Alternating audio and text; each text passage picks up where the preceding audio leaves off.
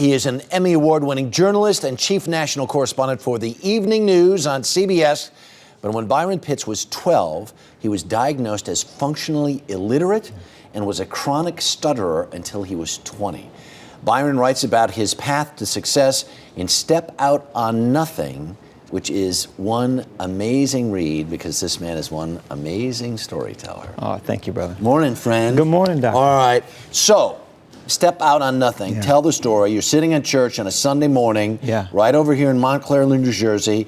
Don't want to be there. Don't like what you're hearing from the pulpit. That's right. And this woman says what? She says, step out on nothing. And for people of faith, the suggestion was, in difficult moments, in struggle, we all have struggle, step out on your faith. Non-believers may say, you're stepping out on nothing. But for those who believe in a force greater than themselves, it's this notion that you step out on your faith and it will sustain you in difficult moments. Because this book is so much about that, of the constants in your life.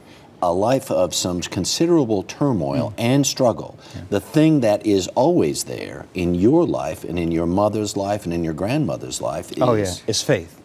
Is faith. My mother, for most of her life, wore a small necklace around her neck. It was a mustard seed encased in a plastic ball. And the belief was from the scripture that says, if you have faith the size of a mustard seed, you can move mountains. Right. And my mother, my grandmother, my family, they've always had that kind of mustard seed faith that they can move mountains. And they move mountains out of my way, certainly. Here's the deal. This picture on the front of this book, this little goofy kid with the Coke bottle glasses with the funny look on his face. My wife says still goofy looking, but...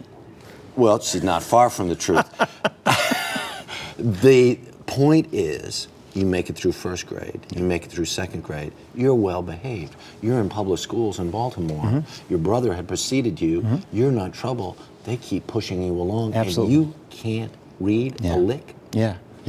I was a picture reader early on, my mother tells me, that basically I would read pictures. I was blessed with a good memory, so I could memorize things. Lord knows she would work hard with me and out of my homework, my brother and sister. So I would memorize sections of books. So it wasn't until I began having difficulty in math that they tested me for math and discovered I couldn't read the directions. That my problem was I was functionally illiterate. 12 years old. The thing that I couldn't get over in this book is that your mother's steadfast love, she never gave up on you. Ever. There's Clarice. I mean, I saw, there was a book party last night. I see Byron. Byron, I don't care about you. The star of this book is your mother. Oh, without question. Without question. Without question. I mean, she is a rock. And I think one of the points I hope to make in the book is to encourage people that all of us have struggles. But all of us, if we look hard enough, will find people who sustain us, who encourage us, who tell us that we can when we think we can. And certainly my mother has always been that person for me. I mean, she's that person today that on those good days, she encourages me. On those bad days, she encourages me.